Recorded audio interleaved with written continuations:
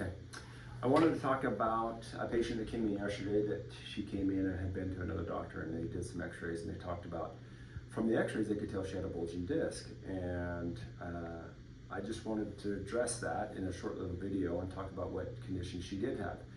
But you really can't tell if someone has a bulging disc off an x-ray. So if someone tells you you have a bulging disc from just doing a simple x-ray, they really can't tell, okay?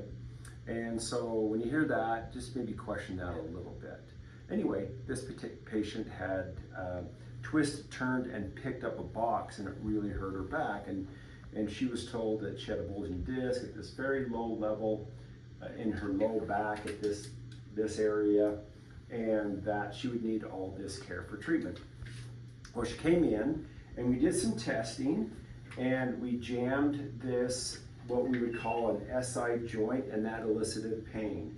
And then I had her bend over, and it hurt to bend over. Then I supported her pelvis, and she bent over again, and it was less painful, which tells us it's coming more from the pelvis, not necessarily the low back. And so we determined that her SI joint was the big issue.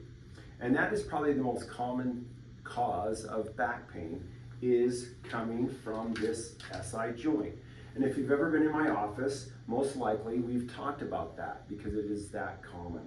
But I just wanted to bring that up because a lot of times we are told maybe not the most correct information, and we as doctors sometimes oversimplify things. So she was told she has a bulging disc, and that she's going to need all this care to get her feeling better. When in all truthfulness, it was more of just an SI joint that got a little bit strained, and I have a feeling that she'll be back at it in 4 or 5 visits, and she'll be doing really pretty good.